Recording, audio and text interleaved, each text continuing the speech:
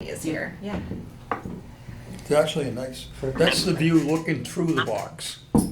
Hi, everybody. Sorry I'm From the late. I'm parapet, still at work, look out. actually. You're just in time. It's got a Olivia. gravel base in it. Is there a video of it? Like, is there a camera in it? No, not yet. I've been hassled. That's something we've talked about. Sorry. Yeah, I would hope that NCM would put a camera up there in the tower. That's what it looks like. Megan is, That's has looking been at it from working the on it for parapet. months. The and opening's she says on that this their end, facing, suppliers Central are Street. low on inventory or something like that. Cool. Hi. All right, let's get started. Good evening and welcome to the Norwood Conservation Commission meeting tonight, Wednesday, April 5th at 7:30 p.m. If anyone else is recording tonight's meeting, please let us know now. All right, as we've done in the hybrid and remote environment, I'll go down the list of Conservation Commission members for opening roll call. Just ask you to verbally confirm your attendance, starting with myself. Stephen Washburn is here. Catherine Walsh.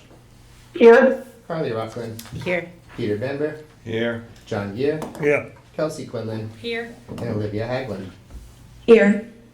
Excellent, thank you for that.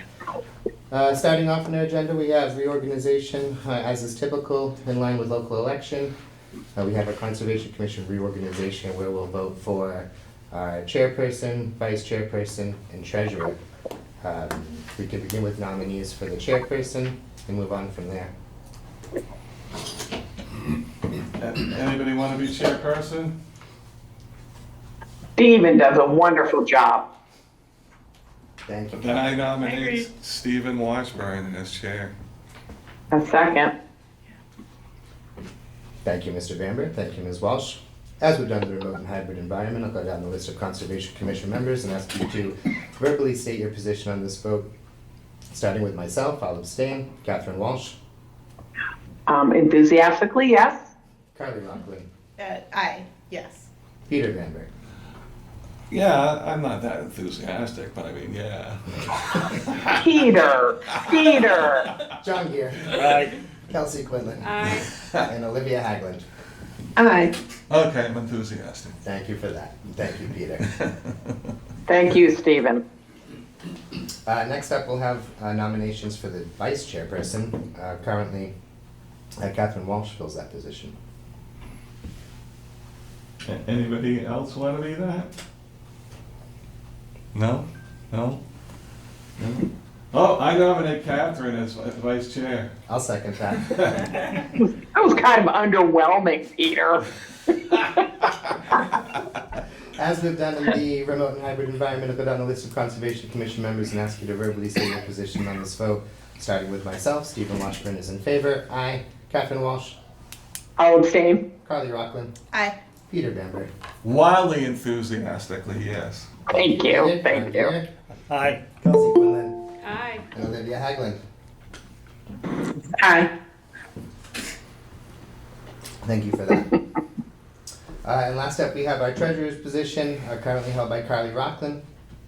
Do you have nominations for that position next? Does anybody want to usurp Carly? No?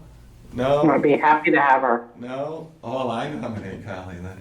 Second. No. Thank you, Mr. Okay. Bamber. Thank you, Mr. Gears. We're down the remote and hybrid environment. I'll go down the list of Conservation Commission members and ask you to verbally state your position on this vote, starting with myself. Stephen Washburn is in favor. Aye. Catherine Walsh. Aye. Carly Rockland. Abstain. Peter Bamber. Aye. John Gear. Aye. Kelsey Quinlan. Aye. Olivia Haglund. Aye. All right, thank you for that. Next up on the agenda, we're going to have our public hearings, starting with 115 Norwood Park South, DEP number 251-0543. Norwood number is 2023-04. I believe we have a continuance request for our next meeting. Could you just confirm the date of that for me, Ms. Jones? Yes, so it's not for our next meeting, it's for 2 meetings from now because the planning Okay. board won't get a chance to see it until April I see, 24th. I So see. that'll be after our April 19th meeting. So is May 10th the correct date for that? May 10th is With the new correct date. 3-week Yeah. cycle? Okay. Yes. So we'd be looking for a motion to continue this hearing to our meeting on May 10th. So moved. Second. Thank you, Mr. Bamber. Thank you, Ms. Rockman. As we've done the remote and hybrid environment, I'll go down the list of Conservation Commission members and ask you to verbally state your position on this vote, starting with myself. Stephen Washburn is in favor. Aye. Catherine Walsh. Aye. Carly Rockland. Aye. Peter Bamber. Aye. John Gear. Aye. Kelsey Quinlan. Aye. And Olivia Haglund. Aye. Excellent, thank you for that. Next up on the agenda, also under public hearings, we have 3 Edgewater Drive. This is DEP file number 251-0544. Norwood number is 2023-05. Applicant is E&F Realty Associate Limited Partnership, represented by Alphonse Coca of EBI Consulting. Project description is creation and restoration of a detention basin in riverfront area, bank, and bordering land subject to flooding associated with Trap Hole Brook. Do we have a representative for this project with us here this evening? Yes, I'm right here. Excellent. Which, should I go over there or? Yeah, if you could go over there, that might be easiest for the camera to pick you up. Can everybody see the presentation boards? Yes. Yes. Okay. For the record, my name is Alphonse Coca with EBI Consulting, 2 Buttery March Park in Quincy. I am the civil engineer of record for the project at 3 Edgewater Drive. And since our last hearing, we had formally proposed to build a detention system right here that would include dredging a little bit of the bottom of the basin, creating a forebay in this area, creating a sediment forebay right here, and then creating like a check dam that would make it like a wet basin. Since from our hearing, it was understood that the wet basin was not allowed in the area, so we had to redesign the project to create more of a swale instead of a detention basin. Keep the sediment forebay that will provide pretreatment for the parking areas that drain in this site. Remove the previously proposed check dam, so this existing swale would maintain. So what we did, we widened the berm area between the new swale and the brook right here to create some more separation. There's an existing sewer easement that runs right here with a sewer manhole. So that's why you see a little bump in the elevation, about a foot higher, so the sewer manhole doesn't stick out. So it's within the landscape area. And we also proposing a little mounding island in the middle. Now this creates 2 swales, or splits the swale in this area, so the water will come in, flow this way, and then flow this way. There's also a check dam. That's not a dam, it's more of a riprap area that will like slow down the water. Since this proposal, I spoke with Ms. Jones on the phone, and then a recommendation made by her was to move this one back about 10-15 feet, and then riprap this area right here. So to minimize erosion when that we have like high flow events from the flow from the swale to one erode sediment going into the brook. We also have a revised landscape plan on this area that will restore this area right here with shrubs and native shrubs and conservation mix for the bottom of the swale and the bottom of the forebay and the area here, and then improve the berm next to the brook. These are the changes that we made from our previous hearing to now. I think most of them were recommended by the commission. And with that being said, that would conclude my presentation for tonight, and I'm more than happy to answer any questions. Thank you. Ms. Jones, do you have anything to add before we turn to questions and comments from the commissioners?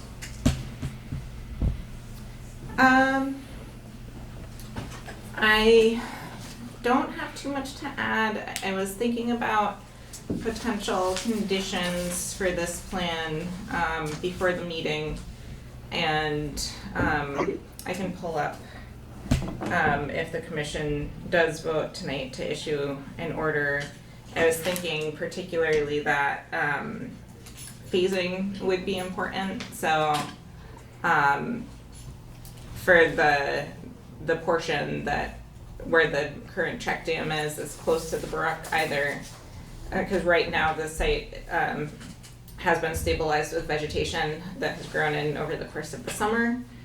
So either sort of doing that portion first, or doing it last before, so that, like after the area has been stabilized with vegetation, so that we're not removing the Check dam. existing check dam, Until the entire, so you're saying keep the existing check dam, redo this area, stabilize, and then do this portion last?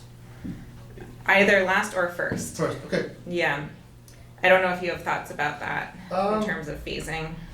I would do this first, Yeah, because we're filling this area, and I would create some, so I would do this first, this area, stabilize, put the new dam right here, riprap this area, and then work on the side. And Okay. then we can put erosion control behind in this area to prevent any sediment from going. okay, That's my recommendation on that. okay. Yeah, so, maybe having that recommendation to do the, what is that, maybe the first 30 feet close to the, It's about 20 feet right 20 here. feet Yeah. from the brook, Uh, first. Yeah, so, yeah, it's about from the edge of, from right here, from the, where existing check dam is, and it'll be about 20 feet of work in this area. Okay. And then my other, thought as far as conditions goes is normally when we issue an order of conditions, it allows the applicant to do the work, but it doesn't compel the applicant to do the work, right? So if they, apply to build a house and they never build it, no problem. Since this, is in response to a violation, I was thinking that maybe you would want to write some sort of timeline for the work to happen into the order, like, have it substantially completed within a year of issuing the order or something like that. Which makes sense, yeah. Yeah, that would be, okay. Sounds reasonable. Yeah, so those were the main, things I was sort of thinking about, with regard to the plan. I don't have any, suggested changes as far as how it's laid out. Ms. Rockland, I saw your hand. 2 questions. Sure. So the raised portion in the middle, Yes. and what is the purpose? The purpose is to not have this as a purely like open basin, to create more of a swale condition as existed before. Okay, so the water doesn't warm up, is that the idea? It's like It holds to- less water, Okay. it will go, yes. Got it, okay, so the rest is left as is, the depression, So this area is left as is, okay, and then anything, this area right here, the existing deadwood is left as is, and then when I work in this area only okay. to Got improve it. that. And then I noticed that the planting plan is intended to be all natives. So there's just one, just to modify, it's Sure. the Cornus alba siberica. So that's exotic, so you could just, it's I'll just tell use, landscape architect. just to- use Cornus sericea instead. Okay, That's the native version, if you I'll- want to be all native. I'll tell him to change that. Not a problem. Good catch. That's it. Other questions or comments from the commissioners? Ms. Walsh, I can't see you at the moment on the screen, so forgive me if you're, it's not you, it was us. We had the plans up on the digital display. Oh, yeah, no, I'm good. Thank you. Okay, very good. I'll let Olivia. Olivia, I don't have any indication at all from you. I'm good as well, sorry. No, you're totally fine. Just want to make sure. Anybody Thank else you. have questions or comments? Nope. Nope, I think the plans are pretty good. I like the proposed conditions. Were pretty clearly indicated with the heavy Right. weight and everything. And I appreciate Ms. Rockman always catching in review the native species list. Ms. Jones, recommended next steps. I would recommend closing the hearing and issuing an order of conditions with standard Norwood special conditions along with the ones I just cited, and then the only other one I would add is that material, like any sort of fill material coming into the site, should be inspected to make sure that it's free from invasive vegetation as well as debris. Yeah, and then typically, for most construction sites, we get a cut sheet from the landscape company with the test results saying, so I can share that with you. So before I approve it, we can make sure that it's the right material. Okay. Okay. And that would actually also go for the machines like you're using as well, to just make sure that any sort of excavators or so on aren't tracking mud or whatnot that might have. And farm materials or otherwise, right? Right. Yeah. Okay. Okay. So if it would please the commission, we could have a motion to close the public hearing along with the conditions, standard conditions and additional conditions outlined by Ms. Jones. So moved. Second. Thank you, Mr. Bamber. Thank you, Mr. Gear. As we've done on the remote and hybrid environment, I'll go down the list of Conservation Commission members and ask you to verbally state your position on this vote, starting with myself. Stephen Washburn is in favor. Aye. Catherine Walsh. Aye. Carly Rockland. Aye. Peter Bamber. Aye. John Gear. Aye. Kelsey Quinlan. Aye. And Olivia Haglund. Aye. Thank you. Thank you for being here with us again tonight. Thank you again for the plans. Very easy to understand. Thank you very much. Have a good night. Thank you.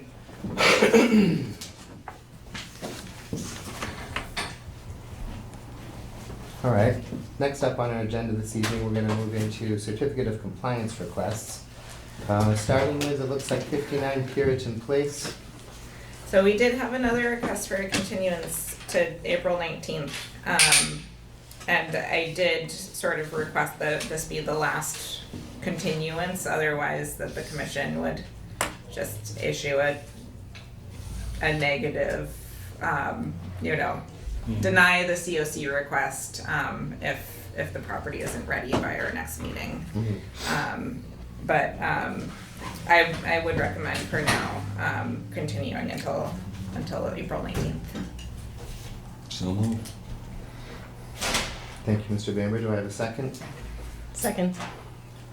As we've done in the remote and hybrid environment, I'll go down the list of Conservation Commission members and just ask you to verbally state your position on this vote, starting with myself. Stephen Washburn is in favor. Aye.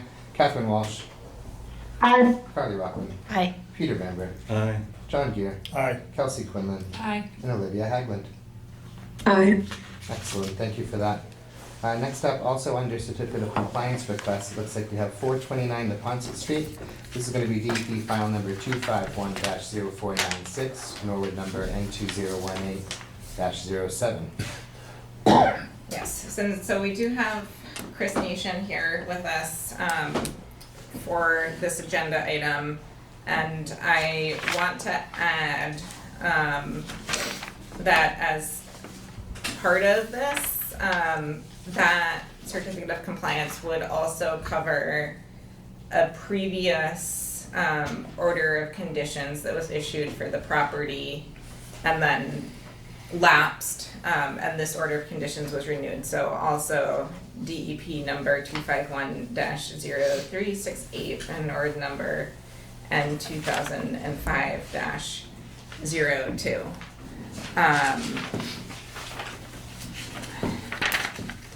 And so we did receive an as-built as well as a letter from an engineer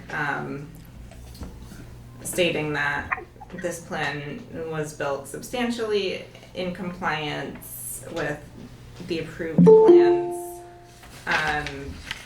There was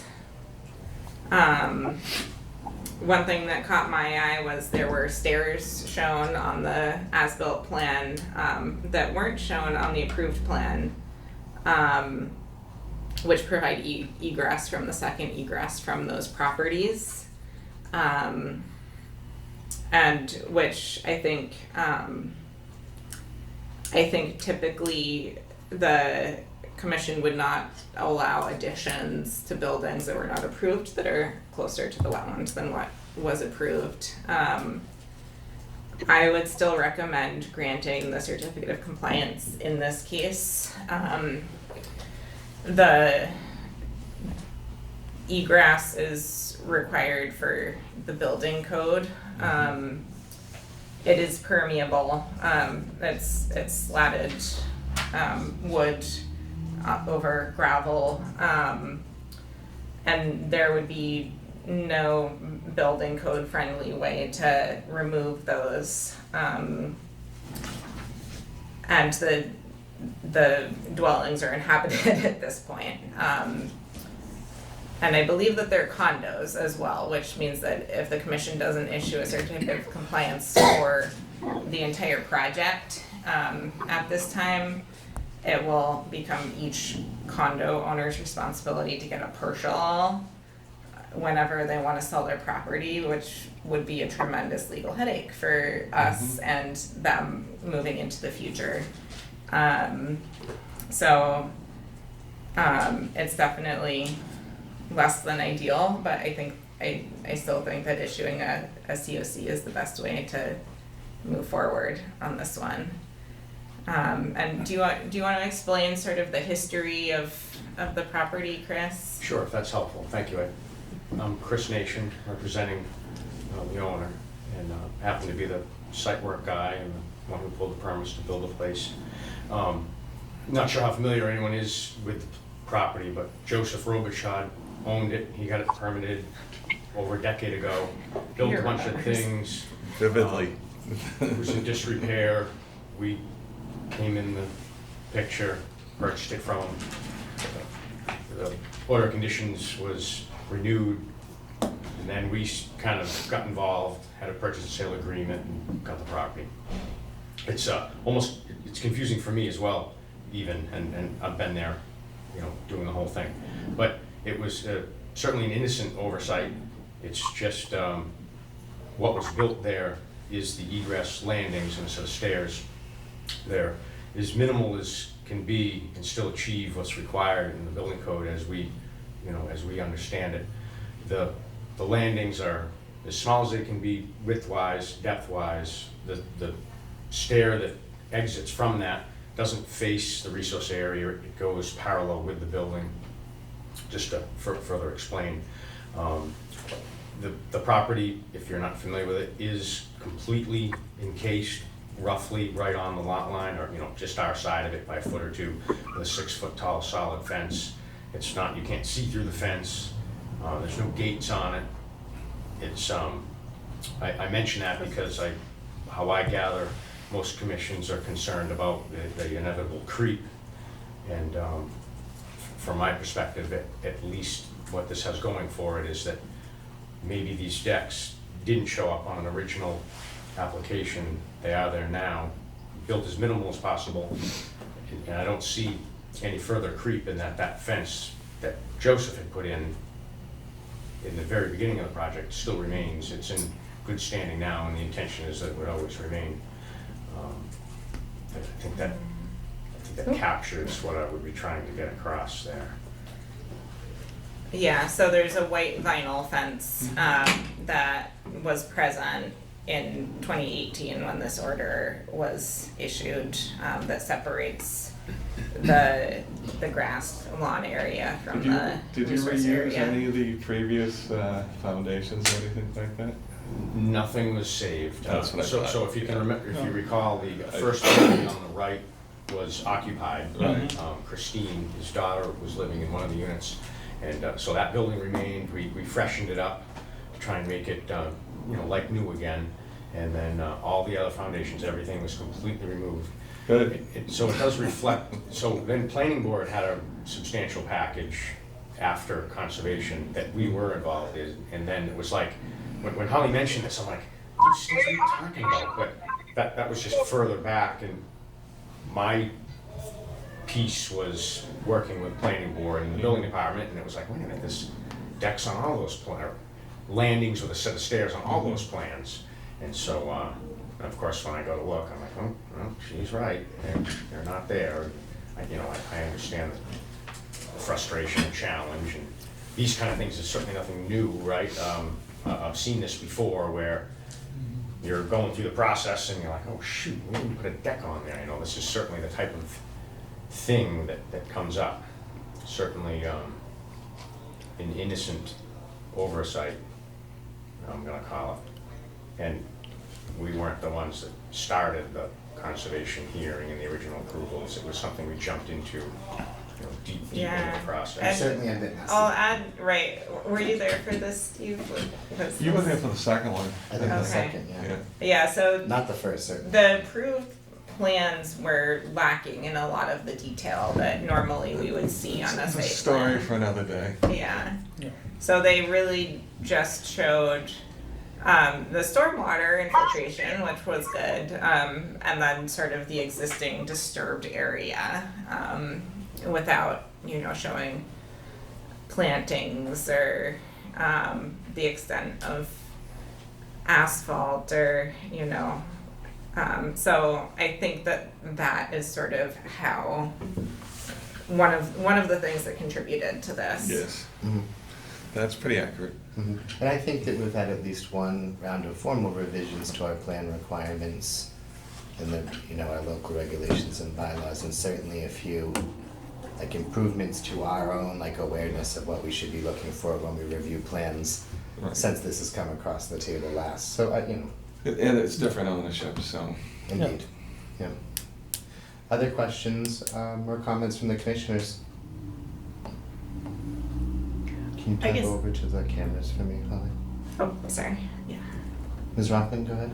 I'm grateful that there's a bylaw now, that there's more protection between water resources and building now, so it's not 12 and a half feet anymore possible, just as that's a very thin buffer. So, It used to be half of the setbacks until Holly came on board for any existing lots, Right, we just amended that right? Mhm. this Yeah, past recently. summer. Yeah, I entirely agree with what you said. 12 and a half feet is effectively no sun, right? When you talk about the effect that the disturbance has, 12 and a half feet is nothing. You're gonna end up, there's certainly gonna be some encroachment or effect on the resource area, in my opinion, in most cases. So, yeah, certainly agree with that sentiment, Ms. Rockland. Other questions or comments from the commissioners?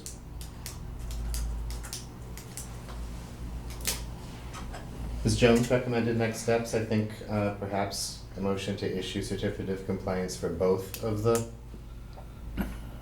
applications. Yeah, so all 4 orders of conditions for file number 2510496 and local order 2018-07 and the state order 251-0368 and local 2005-02. That last one's quite the number. And we can put all of those on one Motion. one motion and one certificate of compliance that you can record on all 4 of those. Perfect. So moved. Second. Thank you, Mr. Bamber. Thank you, Mr. Gears. We've done in the remote and hybrid environment. I'll go down the list of Conservation Commission members and just ask you to verbally state your position on this vote, starting with myself. Stephen Washburn is in favor. Aye. Catherine Walsh. Aye. Carly Rockland. aye. Peter Bamber. Aye. John Gear. Aye. Kelsey Quinlan. Aye. And Olivia Haglund. Aye. Thank you very much. Thank you for being here tonight and your explanation of the scenario. Thank you very much. It's a long sordid tale. It's been a great project, and everyone in this town's been wonderful to work with, so it's smooth, it's gone well, everyone's been great. I have to Smooth deal- since you took it over. Yes. Everyone's made it, everything works so wonderful. All good customers have been buying there, and the last property is under agreement now, the very last unit, so nice to wrap it up. We were gonna make sure we're done with conservation, and then I'll move on with Paul for planning board. Excellent. Congratulations. And then on to other things. Thank you again. We'll see you again, maybe. Take care. Thank Thank you. you. Thank you. All right, that wraps up the certificate of compliance request for this evening. Looks like we're gonna move into potential violations with One Technology Way. What do you say, Ms. Jones? I do have Can I join you at the table Mr. here? Goddard with Sure. us Yes, tonight. please. All right. Good evening. Good to see you. I get to see you in person this time. Last time I was on the computer. So Scott Goddard, Goddard Consulting. I'm the wetlands consultant. We have a few members of my party who are on remote. This is Kevin Soley. We have his camera on. That's good. Sam is also at his office as well. Those are the civil engineers and surveying team. And then Elias Patukas, Charles River Realty on here, is representing the owner, and Casey as well. Casey's with Kevin's office as well. So we got a whole party here tonight.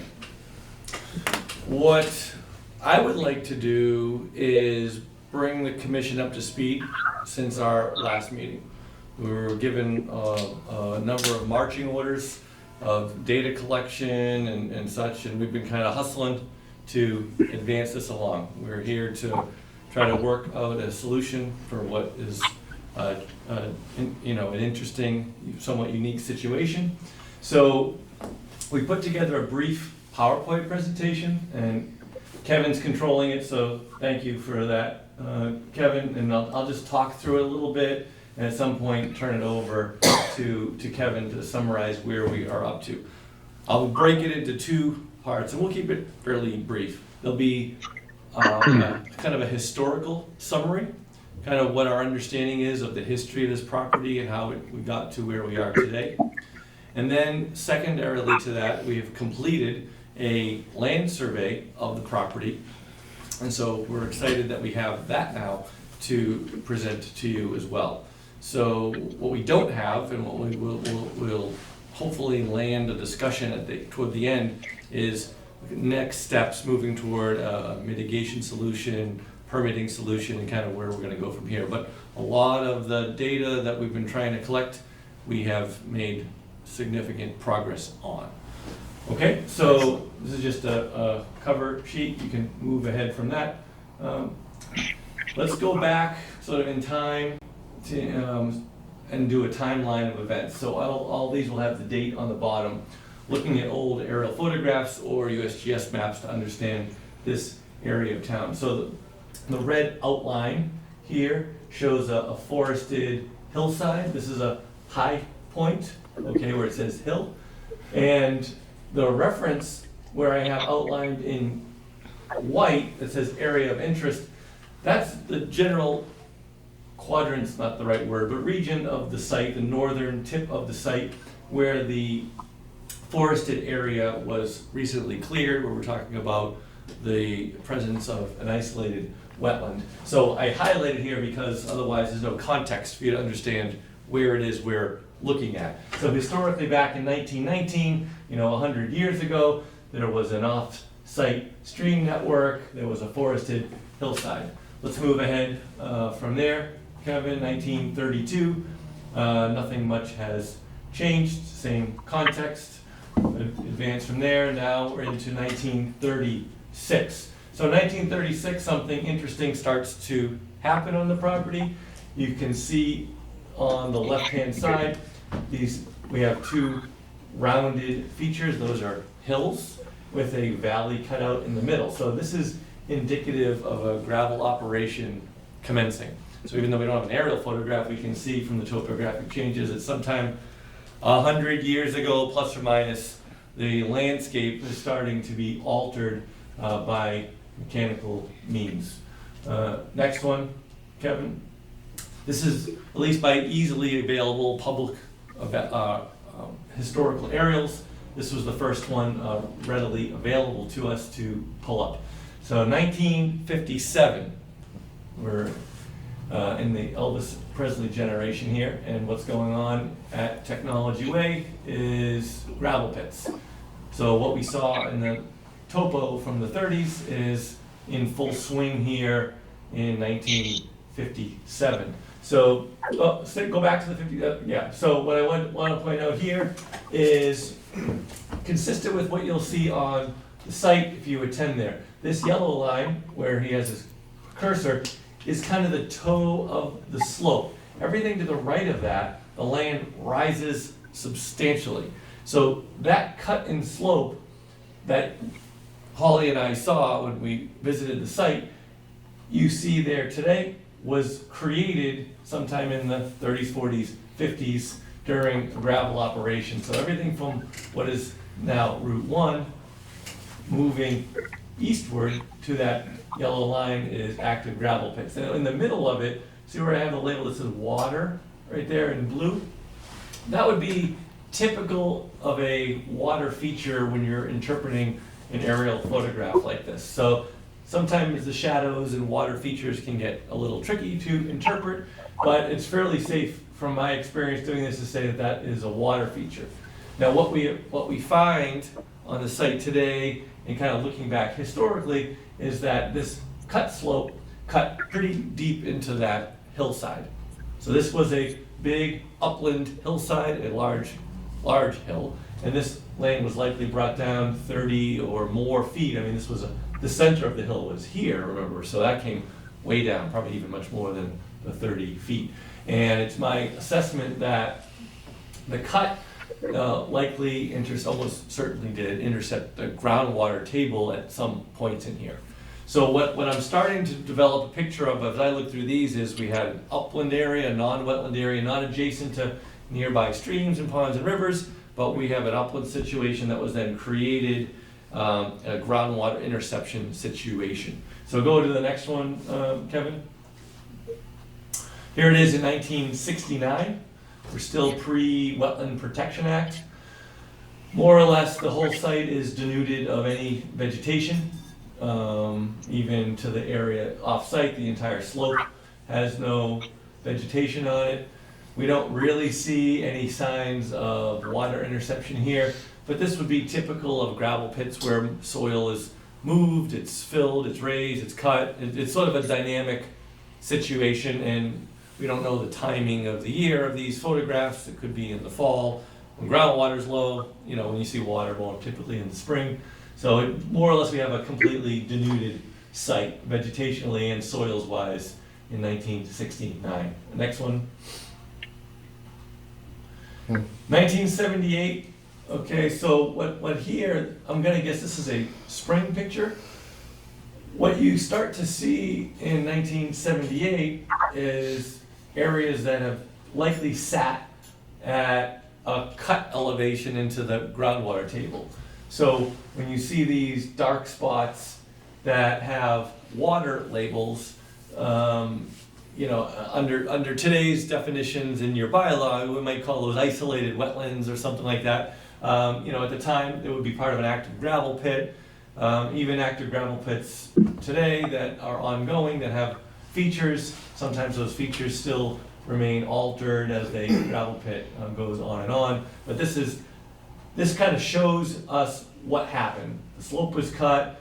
These darker, not the super dark areas of the water, but the lighter dark areas are probably scrubby vegetation coming up in the ground, with those lighter white areas still being paths and probably exposed sand. But there's all these drainage patterns sort of forming around here, and my guess is the land is starting to go somewhat fallow, at least at a phase, but still at a low elevation. All right, so this one's important because this is probably the last picture we have is pre-Wetland Protection Act.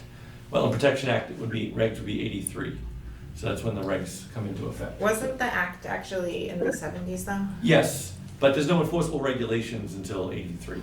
So when DEP looks to how they go back and understand when they had the rights to take any action on a property, it wasn't until 83. And there was no really definition of what a wetland was prior to those regs in a sense. So next picture after this.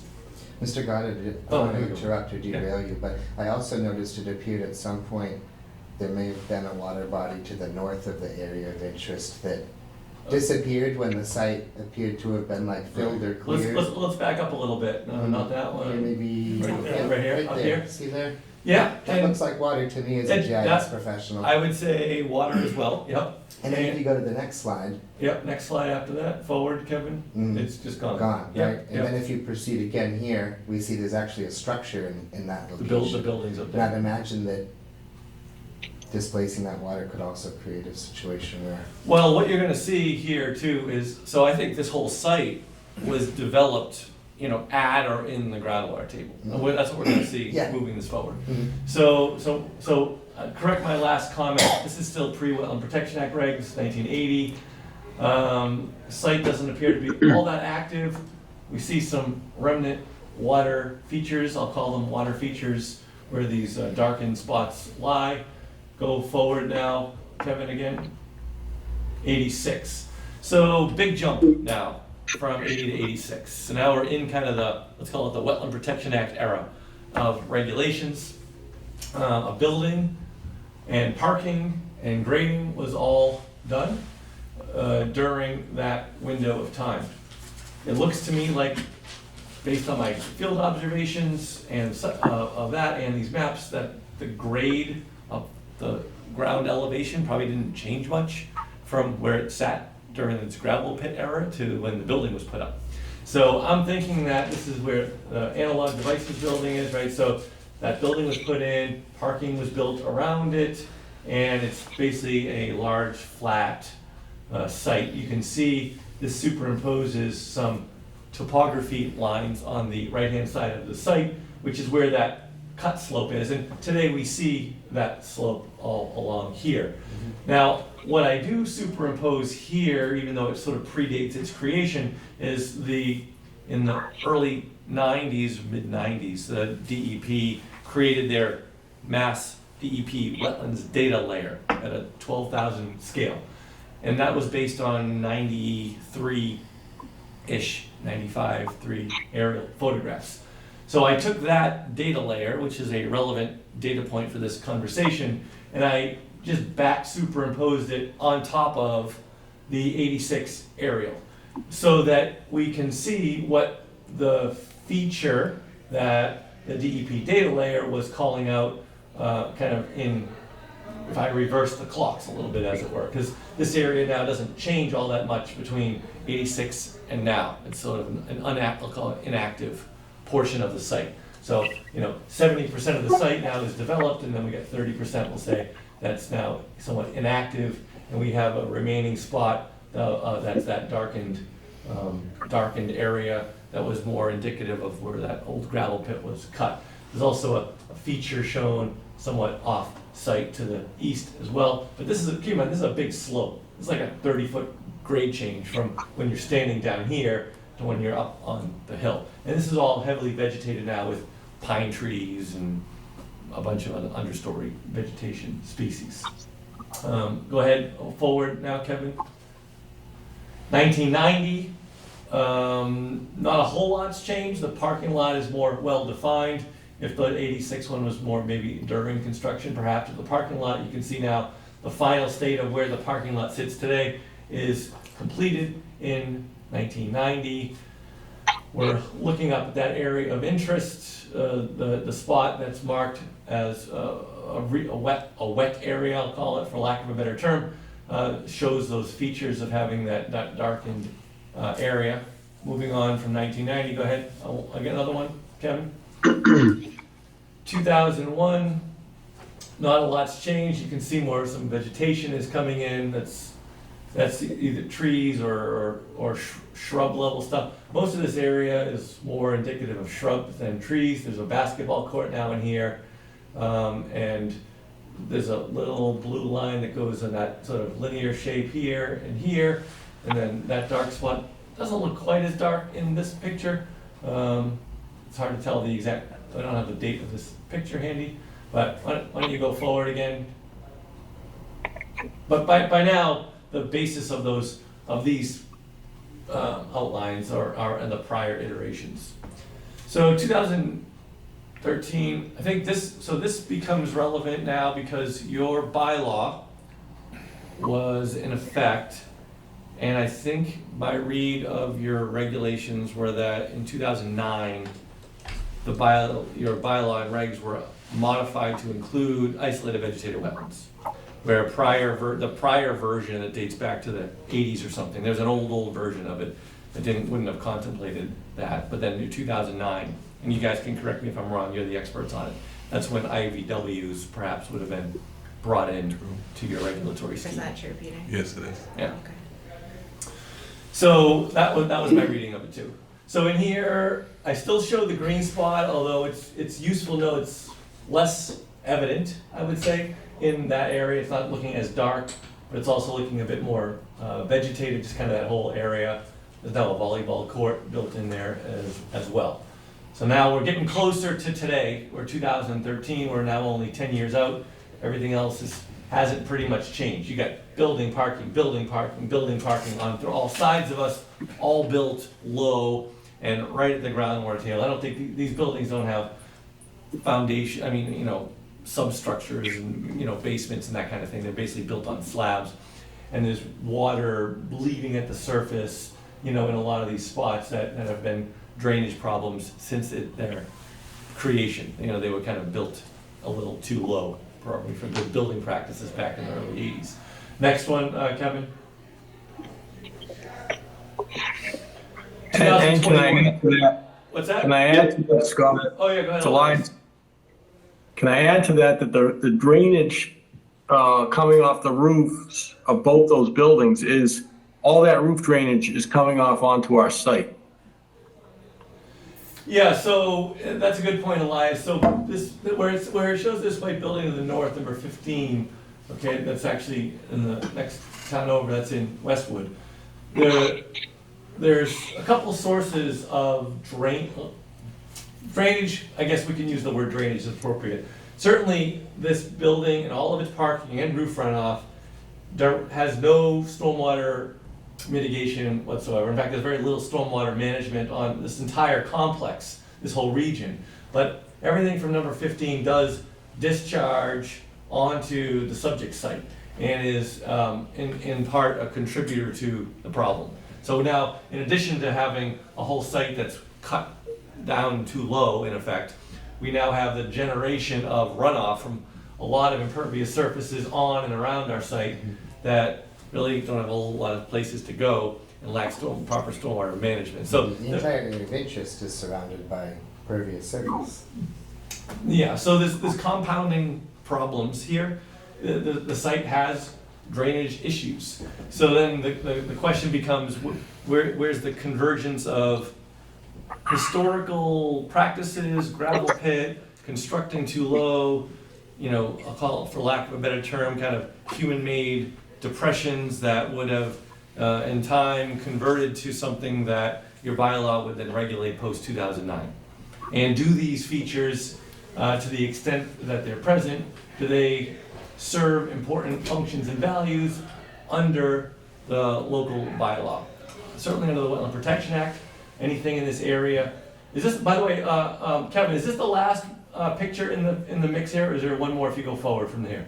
I think this is the last All one. right, so let's just hover here for 1 second. So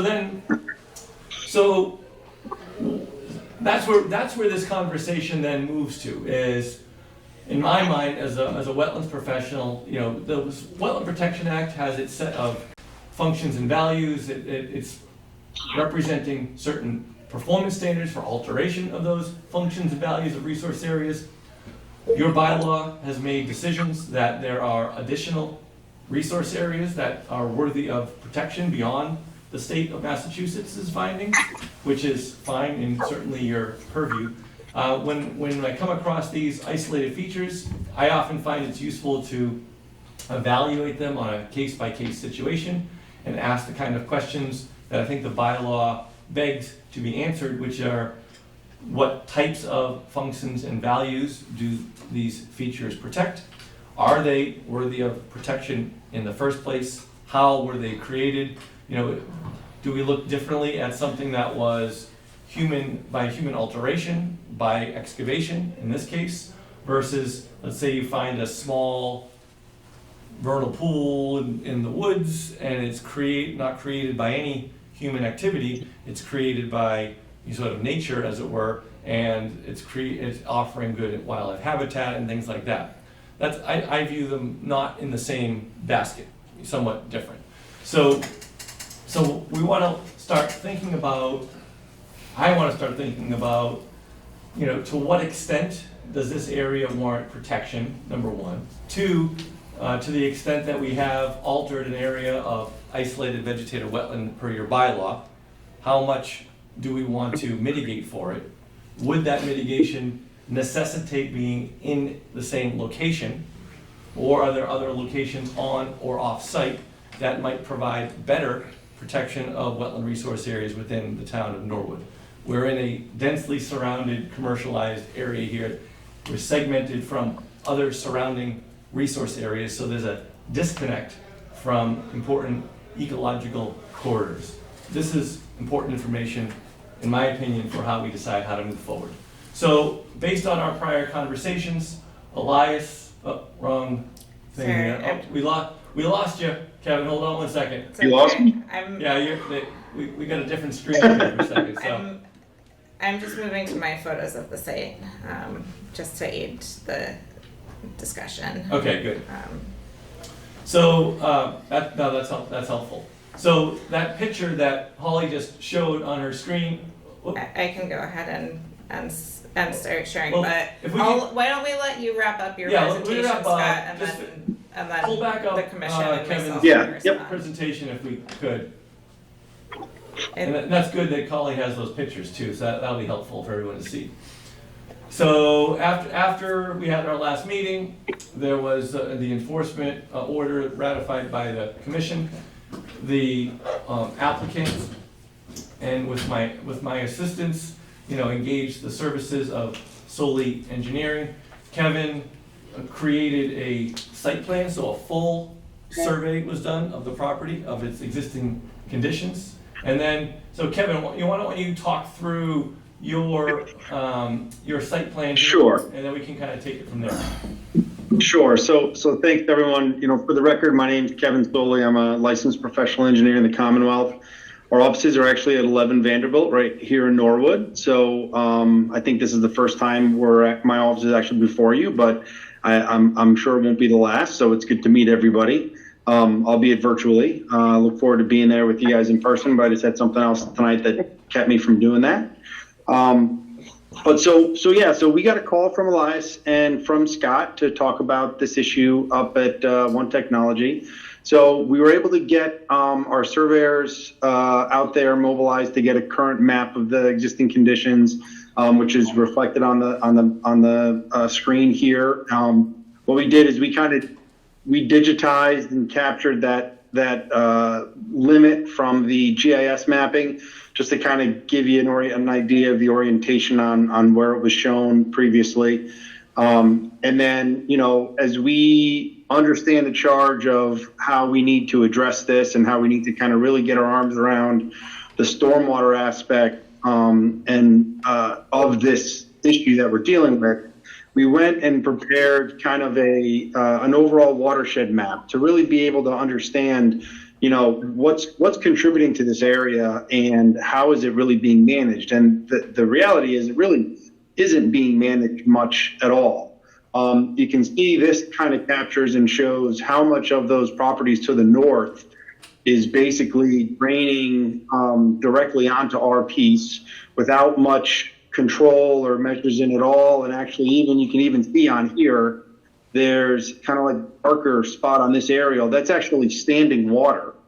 So they have no means of collection or treatment or anything. And so there's a large... And Kevin, I don't know if you probably weren't able to see it, but Holly showed very briefly on her computer screen a photograph she took of that area. So that's helpful for the commission to know where that picture was being taken, right there. Mm-hmm. Yep. So that's here. There's also some contributing water, obviously, from both of those properties to the north. And then we obviously have the large steep slope to the east of our site, which is obviously contributing surficially. And then really, as we said, there really wasn't any real measures installed here. So, I think we've gotten a good handle on kind of the existing stormwater patterns and areas that are contributing to this. And I think what we wanted to talk about tonight with the commission was, as Scott mentioned, as we kind of move towards the next step of this analysis and look at, exactly how we can handle the stormwater from a management standpoint, and then talk about, opportunities for mitigation and what the best way of implementing something to address, what's transpired on the property. So thank you, Kevin. So that's kind of the end of what we have to present to you tonight. So we've done a lot of work, since the last meeting. We've been kind of wanted to advance this, but the next piece of the puzzle is where we have to move from now, right? So which is where do we go from here? Where, how, and is mitigation appropriate? And how would we then go about that? Whether it be under let's say a local bylaw, only filed notice of intent, perhaps, seems to make some sense to me. Is the commission open to different creative types of mitigation? A lot of towns, in situations that I've seen like this, we would consider looking for, better suited off-site opportunities where replication or mitigation might be better suited. So these are the kind of things I'd like to hear input from the commission on, so that we have some direction from you all as to how we then keep this train moving forward. So that's all I have for you right now. Thank you, Mr. Goddard. Ms. Jones, would you show us those photographs you had queued up and contribute any thoughts you have to the matter before we turn to the Conservation Commission members with questions and comments? Yeah. Thank you. So I'll just share a few photos from the site. So here, oh, There. all right. So this area comprises about 3 acres that had been forested and was cleared and grubbed without a permit from the commission and without a construction general permit from the EPA for the land disturbance. So this is that neighboring building in Westwood, which is currently has its So those parking pictures lot were taken flooded. with the slope behind you? Yes. No. Correct. That's right. Mm-hmm. So, That's looking towards Route 1. Yep. I think the property line is kind of right along that the small berm that you can kind of see to the right. So Who that owns was those March buildings? 6th. Here's some previous pictures from February 14th, again showing the land disturbance, flooding. This picture is showing one of the hydrological features that is listed in the DEP wetlands delineation method, which is an algae mat. So there was enough water on the site for algae to develop before it dried out. And this is a picture of the trench that was dug along the toe of the slope that we were looking at that was filled with water. All of the soil is saturated, and I did see the signs of anaerobic soil in this trench that you look for when you're delineating wetlands, particularly modeling and reduced chroma matrix, which doesn't, it's hard to get pictures of, but I was trying to take some pictures of that saturated wetland soil while I was on the site. And the reason that I was getting these pictures is because, of course, the 3 things that we look for in delineating wetlands are vegetation, hydrology, and soils. And much of the vegetation on the site, of course, was removed. There were some bits present on the site still of what appeared to be sort of standing cattail stalks, suggesting emergent wetlands vegetation. All of this is sort of presented with the point that in our bylaw, as under state and federal law, which unless this had been isolated land subject to flooding, and that would be very difficult to show one way or the other at this point, this is just under our bylaw. But for wetlands that are regulated federally by the state and by the town, when those wetlands are created, and whether they're man-made or sort of naturally made or made by beavers or whatever it may be, is not pertinent to whether it's regulated.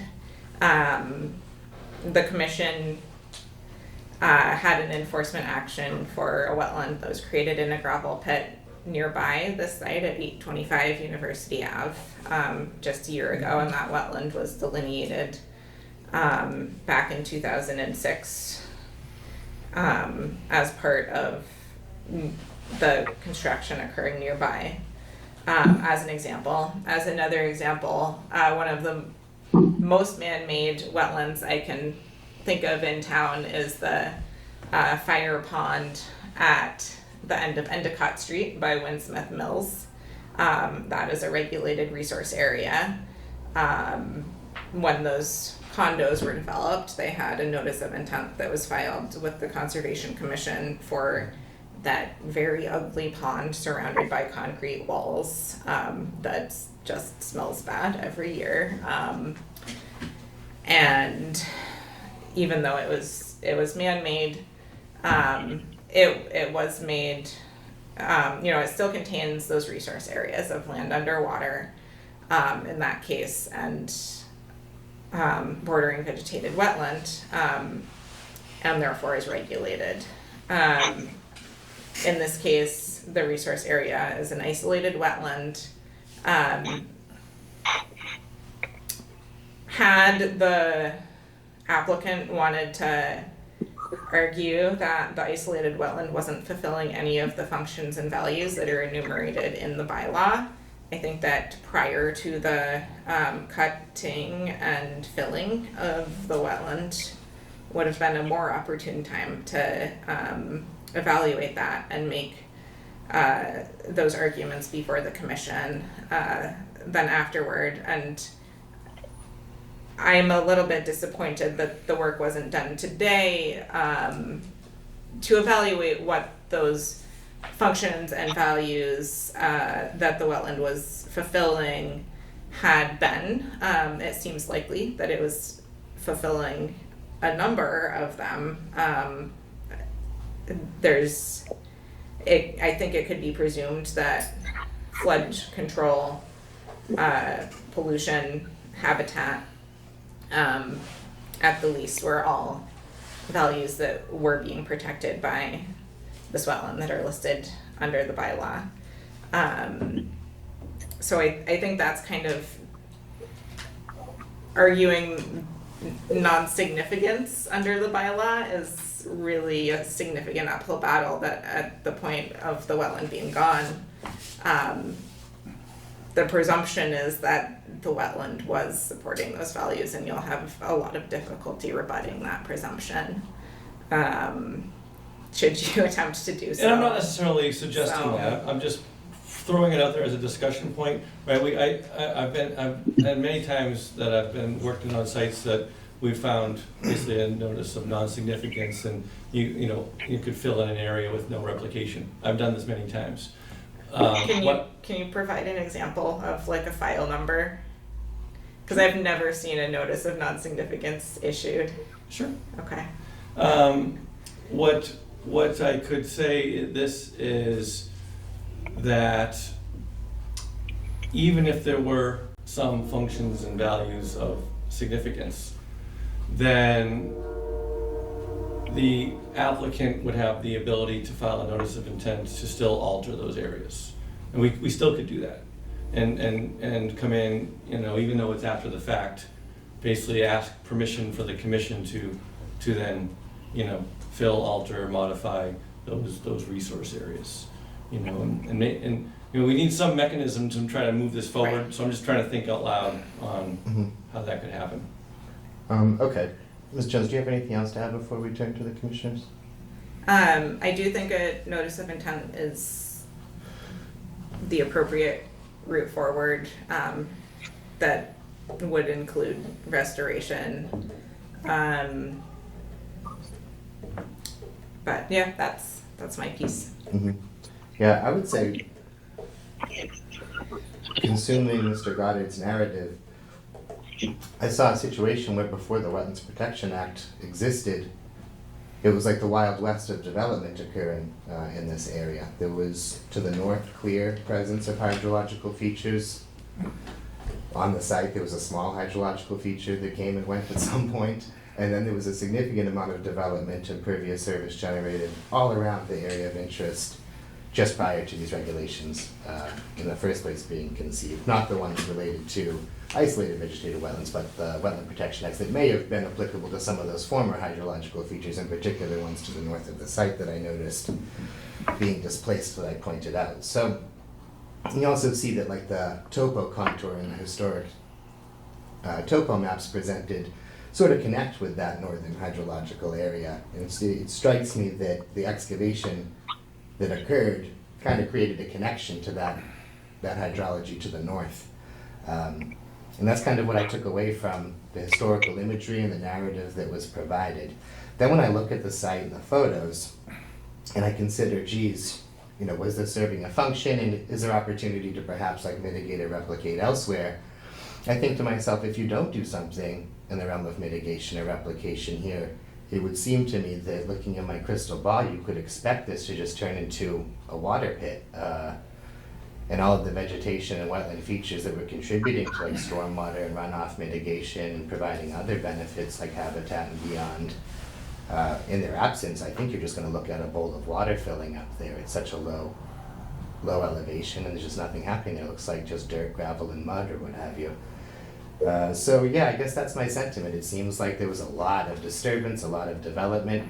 Where it seems to have lied for several years now is that there was a clear and identifiable, even by the methodology used by Mass DEP in identifying the wetlands from aerial imagery as Mr. Goddard described. So yeah, I guess that's my thoughts on it, and I'd be curious what the rest of you guys have to say. Mr. Bimber?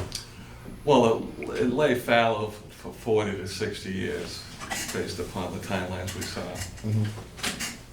So my opinion is, I don't want to hear any crap about historically about what it used to be. That doesn't matter. It is what it is now. Or to put it in a different perspective, I live on a pond that was man-made and dammed in 1805. Prior to that, it was a stream. So under this scenario, I'm supposed to just go, well, me and the 27 people about it can just go back to the way it used to be, and let's talk about it that way. And that's the problem I have with that discussion. It is what it is. It became, at some point, a wetland. And the fact that the landowner chose to clear it without looking into it is on the landowner. Who owns the two properties just to the north that had the water in the parking lot? You know? Kevin, do you have that information handy? I can pull it up while we're talking. I mean, they're independent. They're independent, they're not part of the same, Yeah. okay? No, That's in Westwood. It's in Westwood. Well, I realize that, but I was just seeing if it was the same group. No, it's a different entity, different operators. Okay. But I'll find out who they are. And frankly, I don't know if that water is sitting there because of all the disturbance too, for that matter, who knows? no, that water had sat in those loading docks. There's a picture, and I think one of the members pointed out a historic picture that showed a bunch of water sitting where those two buildings are. Yeah, we saw that. Those buildings are there, that water's now gone. It seems to me like it's just shifted. But anyway. And that may be, we've had a lot of, this town is built out and has been built out for 100 years essentially. We're 10 square miles and we have a very small lots compared to all the surrounding towns. There's been a lot of commercial industry in this town. And the fact of the matter is with all this disturbance, things have moved around and become wetlands, and others that were wetlands far more have become not wetlands. And that doesn't change the fact that in 2009 we introduced that into our bylaw because we have a unique situation here, so we made bylaws to protect our wetlands here. And could I just ask, in the history of the site, I know it was cleared since 2001 because I have an aerial in 2001 with trees, but when was the site actually cleared?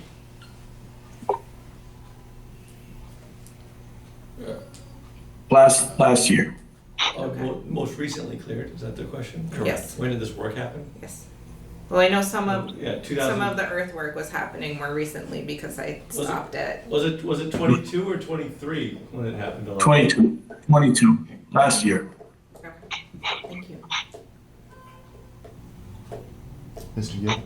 So my thought on it is too, looking back historically, it seems like this part of the site that's involved with the water is, the problem was exacerbated by the poor development north of it and probably within that site, but the fact of the matter is, right now as all those properties sit around it, if nothing else, that area is serving as an infiltration from the water coming off the hill and also those other lots. Not saying that that's a good thing, the water coming from those lots, but that was poor engineering. Those buildings today never would be built there.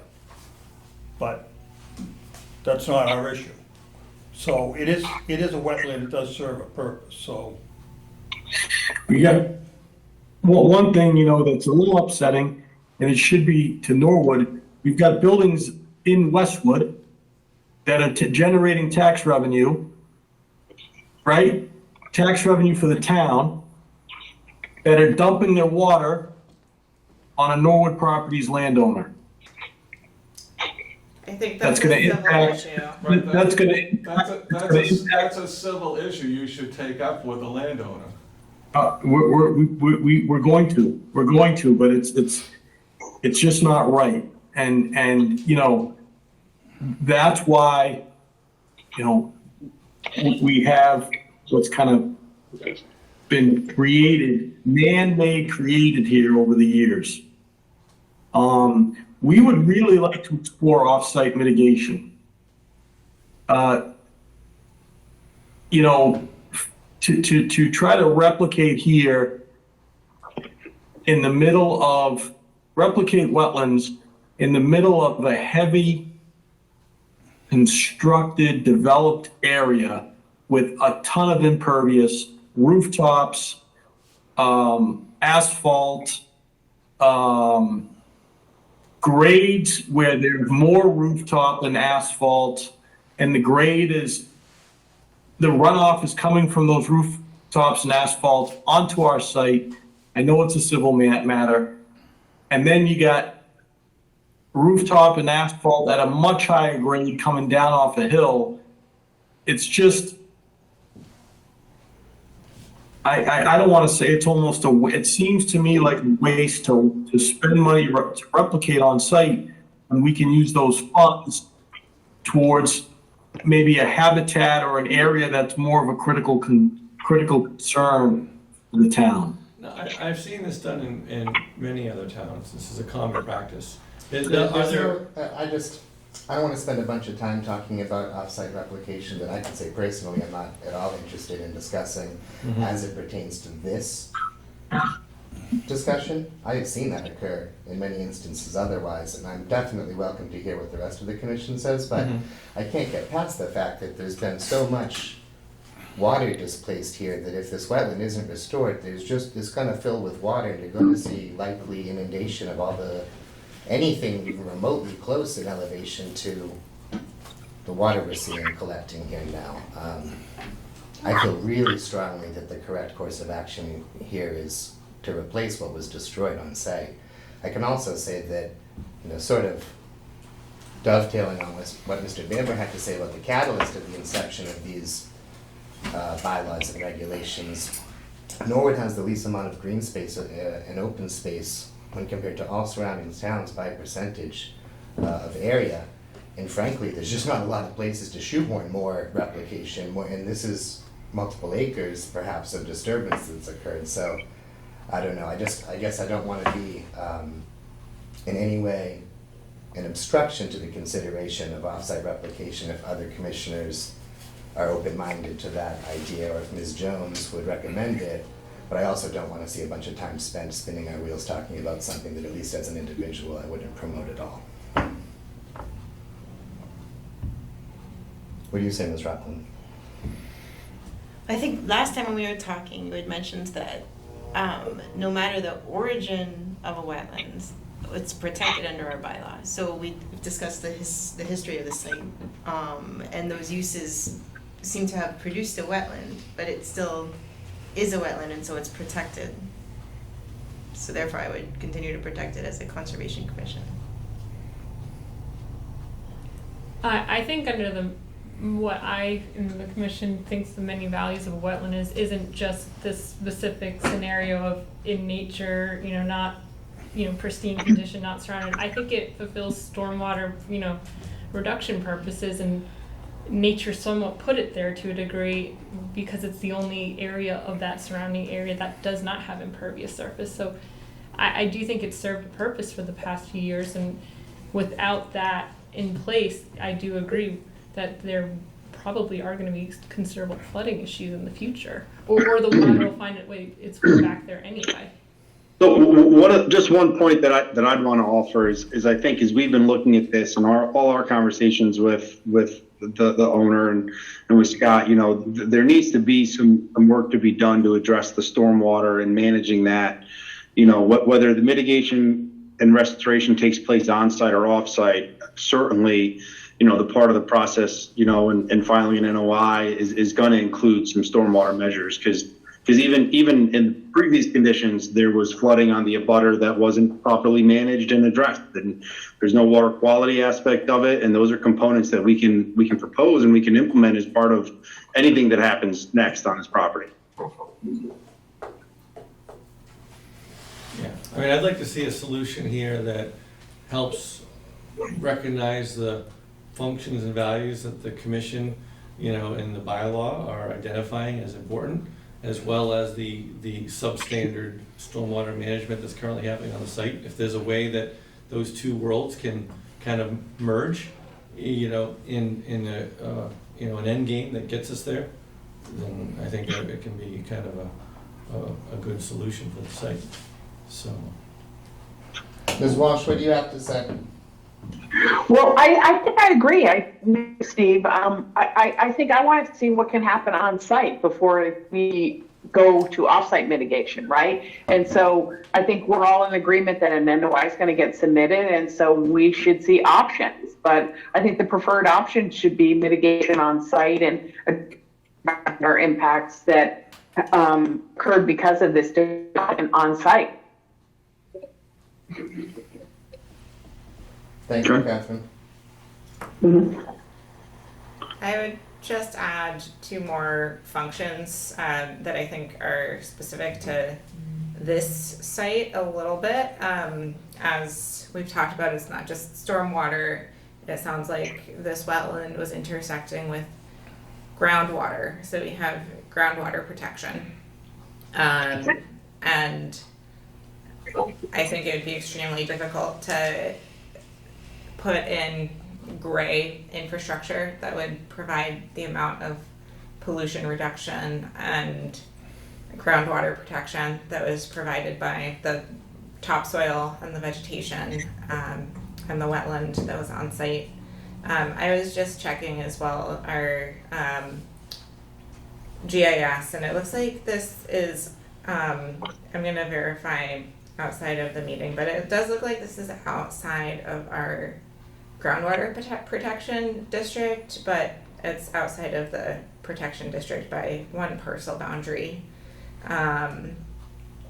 and is I think likely contributing to the recharge of those aquifers. That's something that I would certainly be concerned about, were this area to be sort of made impermeable, which it seems like is what the applicant is maybe suggesting. Where is it relative to the boundary of the ACEC? Oh, that's a great question. Do you have that boundary and access? No, but it should be on Mass Mapper. Mm-hmm.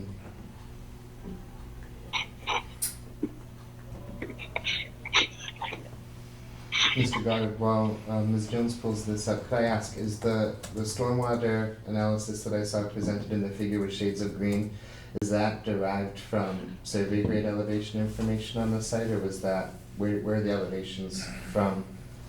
Yeah, that was, so we went out, we conducted, current topo of the area so we can make sure we understood where that was, and then we utilized kind of GIS data and field visits for the stuff that was off our property that we couldn't go physically survey, but we feel pretty confident with it. And we've studied, previous approval drawings and, record mapping and whatever we had available to us, but we feel pretty good about that. And the other thing is trying to make sure we understand where the existing stormwater network is within the existing developed portion, so that we know where and how we can connect and make sure that we're doing everything we can to satisfy, all the requirements of the Massachusetts Stormwater Manual. Mm-hmm. Yeah, with close proximity or seemingly close proximity to the water table, I'd be very curious about what functional stormwater controls are in place on the site now. Certainly, I don't think I saw that on any of the plans. Are there any stormwater control mechanisms in place on the site? Very, very little, very minimal. There, some catch basins and pipes, but it's not, certainly not what we would be designing under today's standards and requirements. So I think that whatever, obviously, we're here to fix something that's transpired, but I do think we can actually come out of this in a much better situation from a management standpoint in water quality and things like that. And everything you're saying regarding, being sensitive to the groundwater areas and some of those other resource areas, those are things we can all take into consideration.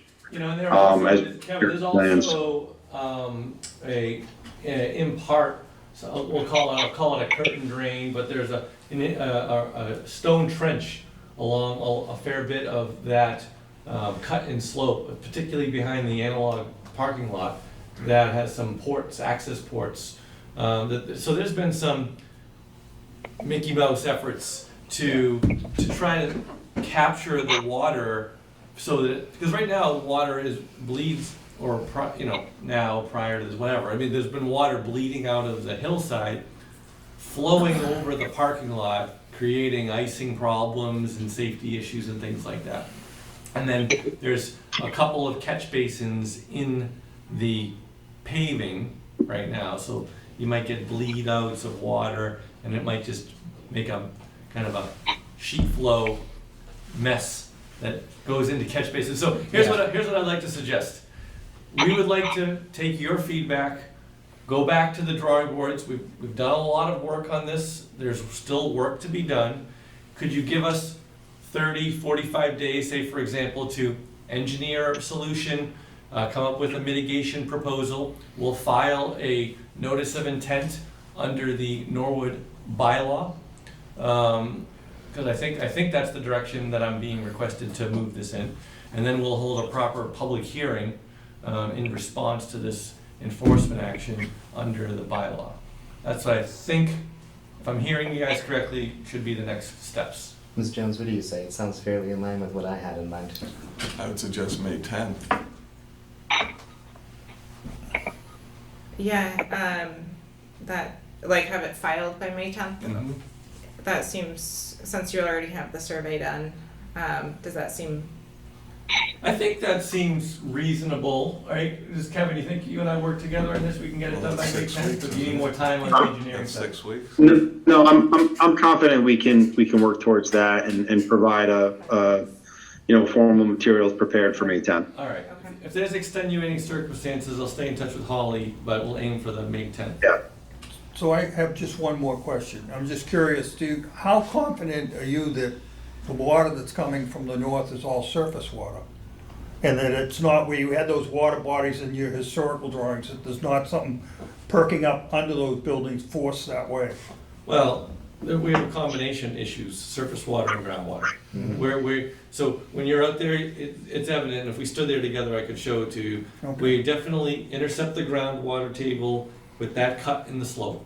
There's no question about Yep. it. You can see a seep coming from the slope. Yes. Coupled with that, there is this network of impervious surfaces Yeah. with little to no stormwater management. And so, Yeah. No, I and guess so- my and- point and is, so it's not all surface. it's not all surface, no. Okay. No. And I guess, just a question for Holly, if we did want to go out and do some additional test pit investigations as part of this, would we need to notify the Concom regarding that? Or I guess, because that may be something we want to do to further verify and get that confidence level on where we think groundwater is and things like that. I think I can tell you where groundwater is, which is, if you look in the trench you've already Very dug. high.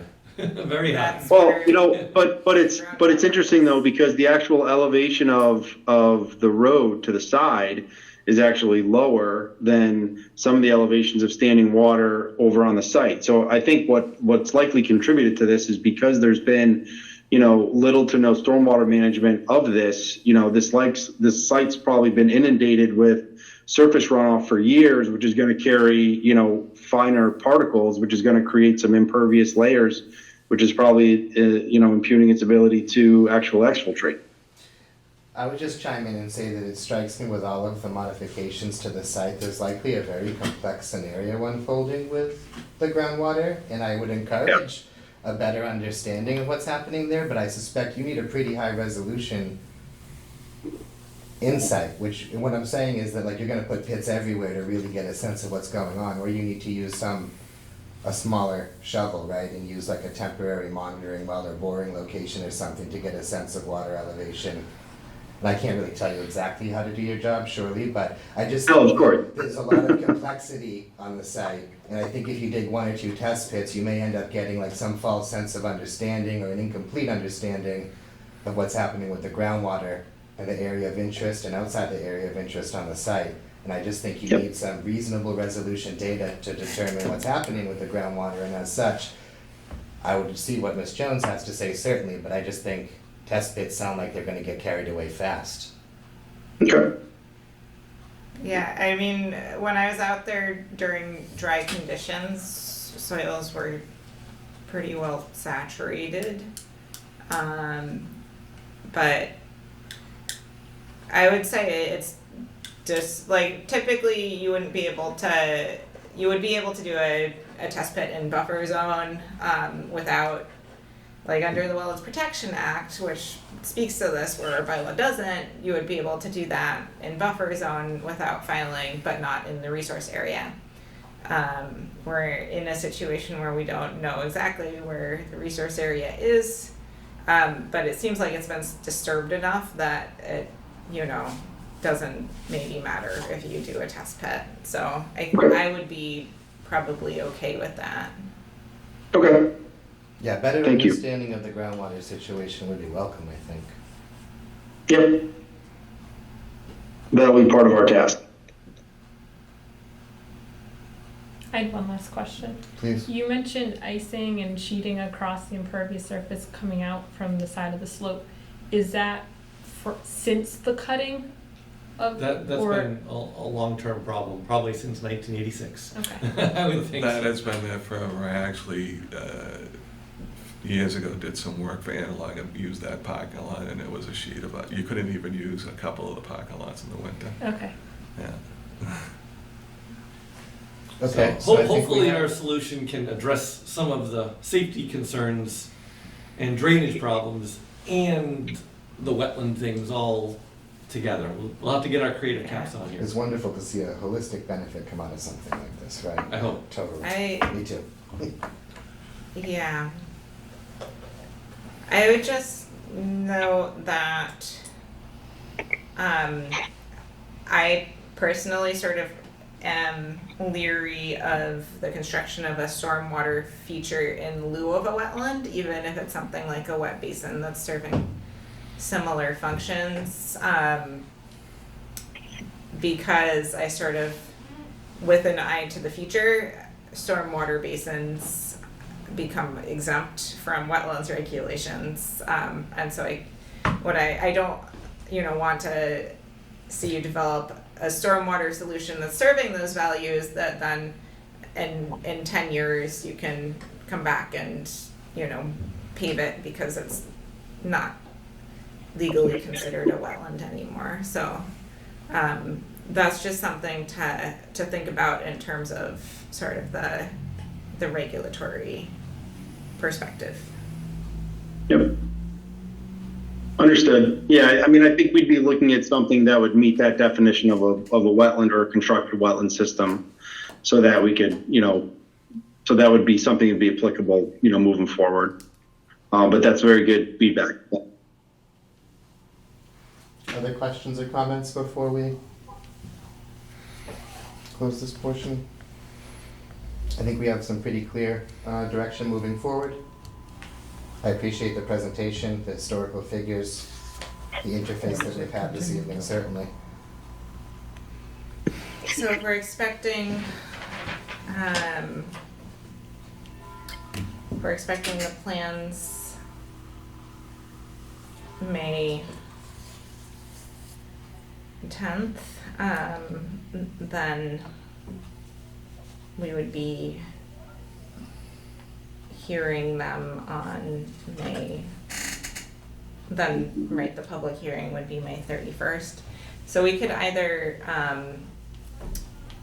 continue, I would recommend honestly just continuing until the 10th, just so I can provide the update of, yes, we did get the submittal, so that the commission knows that, but we wouldn't necessarily need to. And if that's the case, we probably wouldn't need to attend. If we Right. were just reporting the receipt of the application. Right. No, is to continue, motion to continue to May 10th.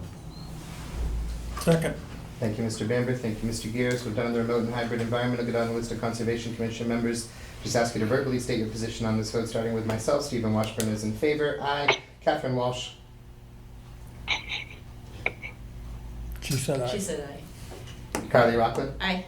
Peter Bamber. Aye. John Gear. Aye. Kelsey Quinlan. Aye. Olivia Hagland. Olivia is no longer with us for the moment. All right, thank you for that, and thank you for being here tonight. Everyone is part of this team. Thank you. Have a good night. Thank you. Aye. All right.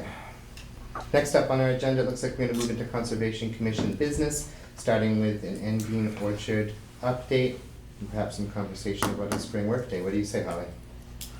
I don't actually have anything to say, except that I think that we should have a spring workday probably at the orchard. And Carly also emailed suggesting that we include the butterfly garden at Alavisos as part of The workday? that workday. Yeah. So That makes wonderful sense. I don't know if anyone has input about a day you want to throw out there, or if you want me to sort of figure out what works for other volunteers. You always have those great surveys. Survey. Oh, okay. I'll do a doodle. The doodle pool, Yeah, doodle right? would be great. Doodle. And I don't think it would be inappropriate to include Mark Negron in the survey, just to kind of Oh, yeah. gauge his availability and some of the volunteers that Yeah, he great. coordinates. Sounds good. All right, next up on the agenda, we have a CPC report from none other than Catherine Walsh.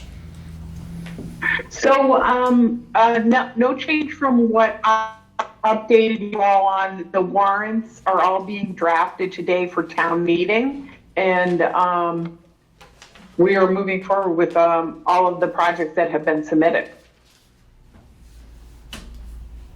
That I know, seems like good. really good news. All good. Green lights across the board, we like that. I know it. The good news is in the time for next year, Carly reached out about some of the ending in the butterfly gardens, and it looks like Joe Greeley thinks that that would be totally appropriate for funding. So let's get that queued up, Carly, for next year, right? It's so I haven't. Sounds like an informal conversation was Yes, had. it was an informal conversation. About Go- But good, I mean, Tell us like, about it. we're craft new potential projects for next year, which is great. Do you want to quickly explain what? Okay, so I've been approached to design a garden, a native plant pollinator garden for the library, by the Friends of the Library. They asked, so I've been working with Catherine Swanson, and then Mark Negron and I. We were talking about designing a pollinator garden for Ending. So I was looking into potential funding for both of those. That sounds great. Yeah, that was. I think it's a great that- project.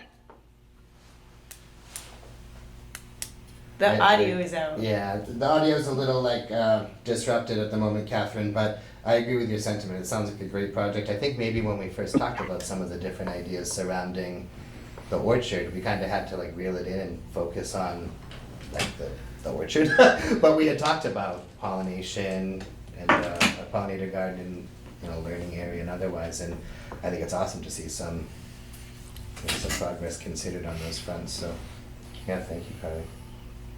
I would check in with Kristen about eligibility, just because you can only sort of spend money on maintenance on conservation land if that conservation land was purchased with CPC money, and otherwise you have to, it has to, for open space, it has to sort of go into the recreation bucket, so there has to be a recreation aspect of it, is my understanding. But Kristen can help you sort of think through that. Okay. With that, too. Thank you. Garden. Yeah. Passive recreation. Okay, wonderful stuff. Next up on the agenda, we have some discussion about the Ponset Stormwater Partnership. I think at our previous meeting, I had brought some questions to front about this, and I think Holly has some information to share. What do you say, Holly? Yeah, so I did check in both with the DPW and NEPRA about, so every year the town signs a contract with NEPRA as part of our membership, and then the Ponset Stormwater Partnership, which helps us meet a lot of the requirements of our MS4 permit. And so this SWIMMIN water monitoring program is there's sort of a basic program for the stormwater partnership that does what's required for our permitting needs, and then this is a potential add-on. So some of the things that we already do with the partnership are educating dog owners through the clerk's office when they give out dogs licenses. We have NEPRA go into schools to deliver education programs to all of the fifth graders about stormwater. So there's a lot that they're doing already. Carrie hadn't gotten back to me with an updated sort of quote for this year, but I had the number from last year. That part of sort of the contract broken out was 5,000 for that extra water quality monitoring. And I can contribute that we have in the vicinity of 22,000 in our land management budget right now, after you take out the quote for the irrigation. And we do normally spend 13,000 as well on those contracts for Ellis and Haas, Right. which Yeah. would leave us with around 9,000 in our budget. Did you have any opportunity? I guess a few questions. it's still not totally clear to me what additional data or service is provided as part of that Swimmen's membership. So if there's any more yeah. detail about that. So from sort of the quote that I looked at from a previous year, that it wasn't a lot of detail, but essentially it would be water quality monitoring at 8 additional sites in Norwood throughout the sort of unfrozen season. Yep. With different parameters? Like, are they looking for different stuff with those 8 samples?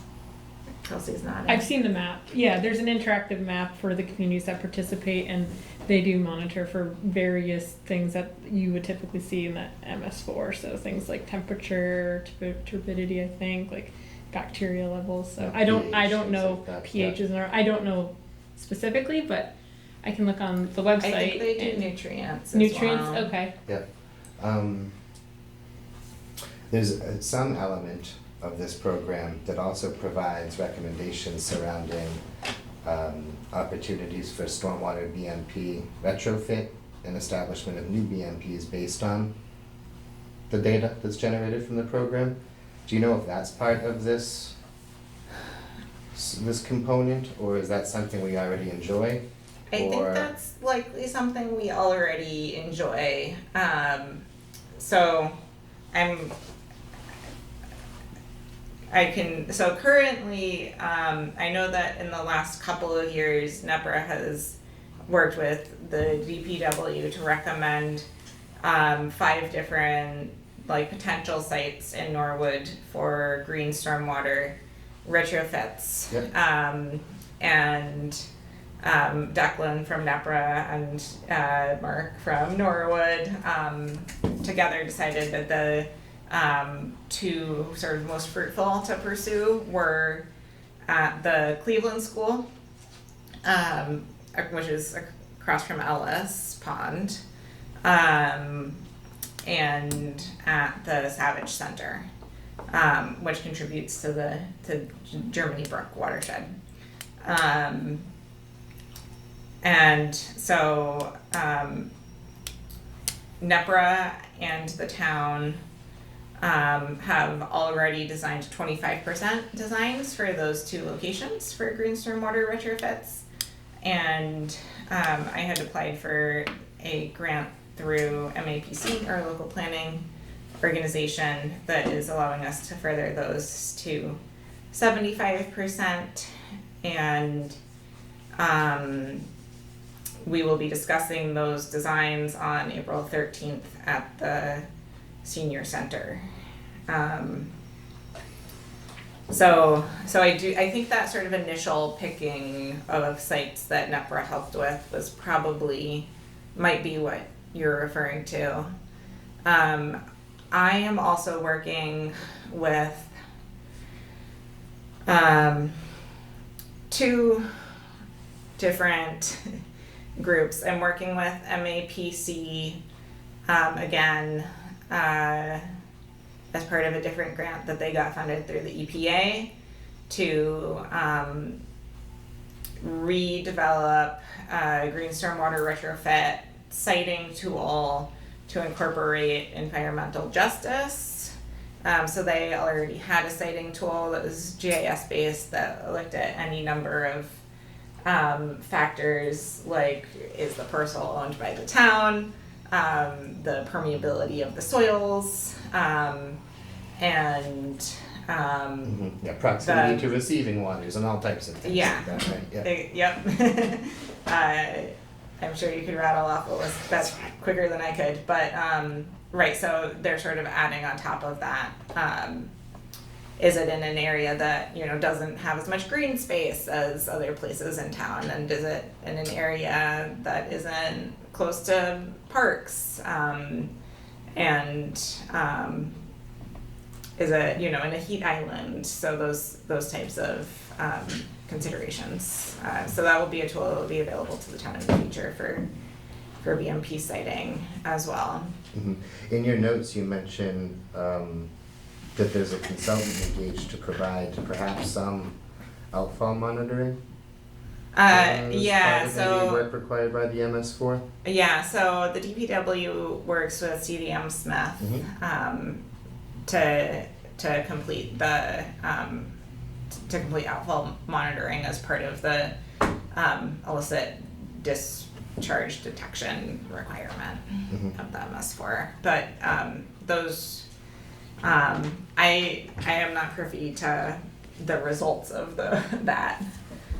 Although, you know, when I see something weird, sometimes I call and ask for it to be sampled, and CDM Smith will go and Respond to that. respond. Yeah.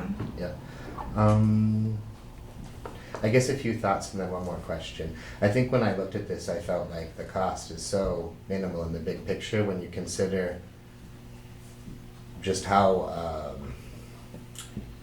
overwhelming and impactful some of the fines and fees that can come along with violation of MS4 and beyond. I think a lot about the existing municipalities and communities on the Neponset that are engaged at this level and that are offering data that we in our community can benefit from, and we're not really returning the favor, so to speak. And again, for the cost, it's like, I don't like the message we're sending to surrounding communities in that regard. And I think about some of the most recent water quality results that were presented in our collaborative meeting with NEPRA, and it wasn't great, right? So I think about that. I think about the benefit of enhanced sampling and more information. The amount of hydrology we have in Norwood, 8 additional monitoring sites is absolutely nothing, quite frankly, but it's something. You know, it's a step in the right direction, in my opinion. And I suppose with all that said, I'm curious if you had any opportunity to gauge like the sentiment or interest from Mr. Ryan or others that are more directly responsible for managing the MS4 program and coordination and collaboration with other municipalities, surrounding municipalities regarding like the value or not of furthering like our tier of membership in this regard. I think that it's somewhat, like, I think that Mr. Ryan and the engineering department don't think about it very much one way or the other, to be honest. You know, certainly they do what is needed and required, and they do a very good job. But I think that it's, you know, sort of just one on a list of many, many things that, They have a lot to do. yeah. Can we leave this on I the don't- agenda for the next time and do more fact-finding? Wouldn't that make the most sense at this point? Yeah, I think it would be good to have a more concise understanding of like the benefits offered by improving our membership for that $5,000 cost, but I guess like my initial reaction is it's still really not a lot of money. I would love to see some opportunity, despite the small cost, to share that cost with other, with appropriate department or, you know, organizations within the town and municipality that are responsible for managing this stuff. But yeah, it seems like pretty low cost given the state of the most recent testing results, given the message it sends regarding collaboration with other communities on the Neponset, and just being more proactive in the way our town pursues like compliance with MS4 and contributes to the betterment of the watershed in its entirety. Yeah, and we are, right, we're working in this Neponset Stormwater Partnership with other towns, and we're also working with other towns right now in an MVP-funded flood modeling study. So I think there is sort of growing partnership within our community. And by the way, if anyone wants to, there's a very cool a GIS modeling tool that came out of the flood study that I'd be happy to share with anyone who's interested. To add to your comments, I view it definitely something to continue, and it'd be great to see, you know, a line item of what you get, but I view it as Concom's support and contribution to all that the DPW is currently doing to fulfill this permit. And, you know, I think about the hearings that we see monthly, and it's great if you could have tangible results, Right. even over a 10-year period of, you know, these permits that we're discussing, how it impacts the water quality across the town. Yeah. Yeah, you're right. The value of that historic data record is significant. It's our contribution to the effort. Well, let's continue this conversation maybe with a little bit more refined information, and I think we're on the right track, and I appreciate all the interface. Yeah, good stuff. How about your general agent update, Holly? What do you say? Well,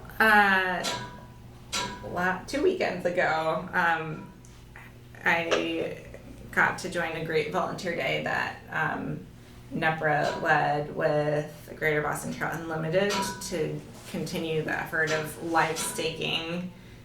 So putting living dogwood branches into the banks of Trap Hole Brook, and that effort was to particularly work on stabilizing the bank for neighbors who are downstream of where we did our dam removal, who are experiencing bank erosion.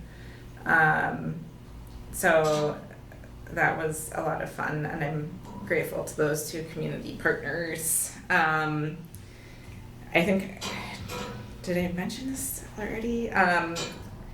We have sort of the first iteration of schematic designs for the Bernie Cooper Park. Awesome. And I would also be happy to share those with anyone, or maybe at our next meeting, just sort of walk through them with That'd the be good. commission. Okay, I'll put that on the agenda. And we're planning, I think, in May to have an on-site meeting for like the 75% design plans, and those will be coming to the commission around that time for That's fast. Good job. fast. Nice. I Yep. like it. And I already talked about how I'm doing a stormwater talk on the 13th at the senior center.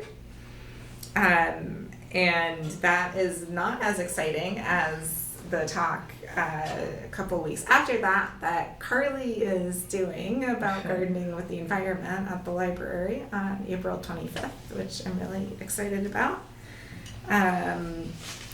I guess before that is Earth Day weekend, which is going to be an extravaganza all around with a cleanup day at the Bernie Cooper Park focusing on invasives removal on Saturday, and then the Progress Norwood Fair, as well as cleanups on Sunday.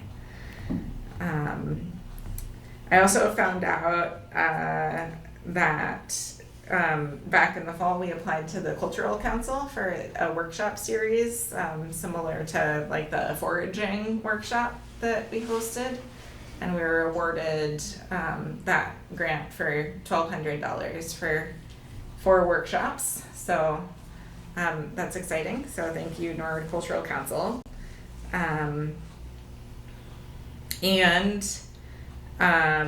Norwood has also been awarded a planning grant from FEMA through MEMA to update our hazard mitigation plan, which has to get updated every 5 years. It was last updated in 2018. So we'll have to add some things about stormwater-based flooding, and we'll have to add some things about pandemics maybe to that. But The stormwater, it has to be looked at just, sometimes it takes out hospitals, it just levels. You know. I've heard. yeah, who knew? FEMA didn't include the hospital on their flood map, It wasn't in the zones? It's not in the zone. So the hospital that was flooded out wasn't in the flood zone? Wasn't in the flood zone, no. Okay, just checking. None of it was. None of that part of town is. Glad it's dry there. Yeah, me too. So we hope to award that contract soon and start working on that, and hopefully commissioners will be involved, because a lot of our hazards are water related, dam related, so on. So that's my update. Have we ever heard back from the folks up at Willett Pond? Yes. About which thing in particular? Well, they just were looking for a break on some things, and then there was some other Oh, property. the permit fee. They paid their permit fee. Oh, okay. And have been issued their order of conditions. Okay. I know that they're in the process. I've written some letters of support for them for some grant funding as well. So Okay. hopefully they get that. Yeah, were you able to talk to them about other things? Like access to the pond. Well, the properties and stuff. They had a property. Oh. I haven't. They've said they're happy to sell that to us, but I haven't gotten follow-up action on that. Okay, just curious. Yeah. So still remains to be done.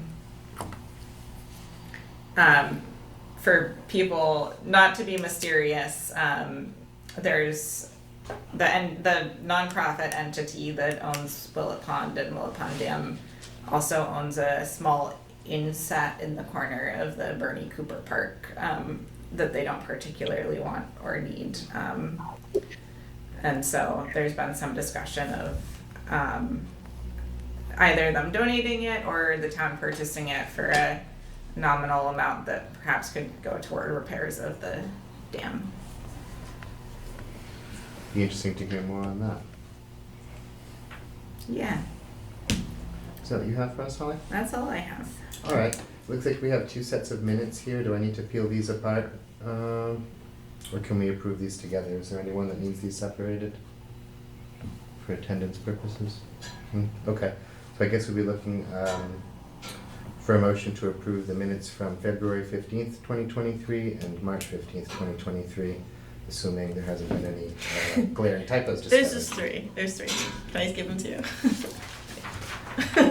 So So we don't have to say it out loud and go through that. That's all. I just think that there was 3 that were not intended.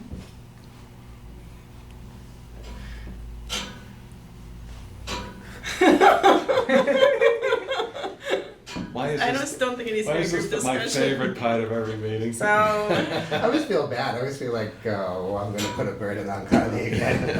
I mean, So y'all can do for the this. record, I wasn't fit.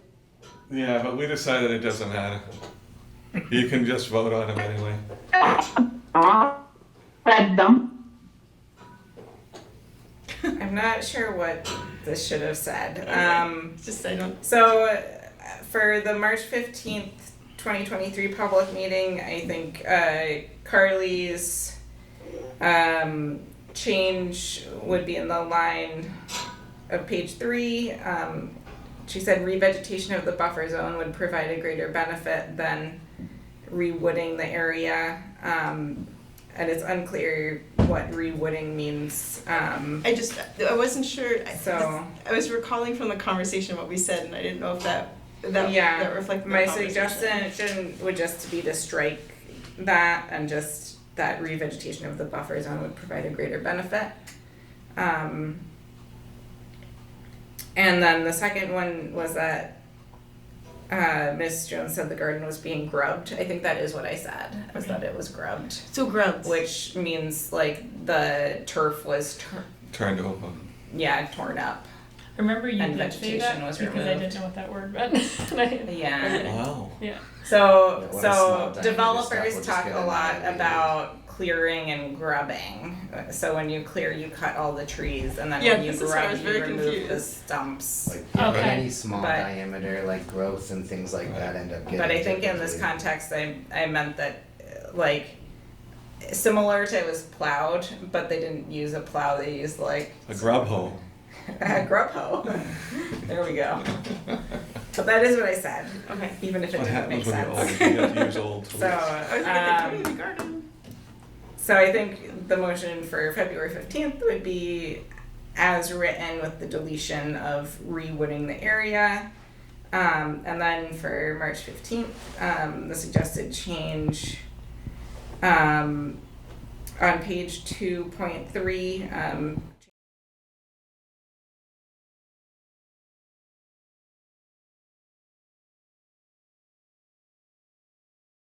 But absent on the 15th. Okay. Got most of that. Carly Rockland, Aye. Peter Bamber, Aye. John Gear, Aye. Kelsey Quinlan, Aye. and Olivia Haglund is no longer with us this evening. Okay. Thank you for that. Phrase that differently. Olivia Haglund has left the building. I think she actually was off-site and probably left wherever she was. With that, we have one further motion. Motion to adjourn. Second. That was quite the delay. Thank you, Mr. Bamber. Thank you, Ms. I was Quinlan. trying to show enthusiasm. I heard it in the intonation. As we've done in the hybrid environment, I'll ask you to just verbally state your position on this vote, starting with myself. Stephen Washburn is in favor. Aye. Catherine Walsh. Carly Rockland. Aye. Peter Bamber. Aye. John Gear. Aye. Kelsey Quinlan. Aye. Thank you for that.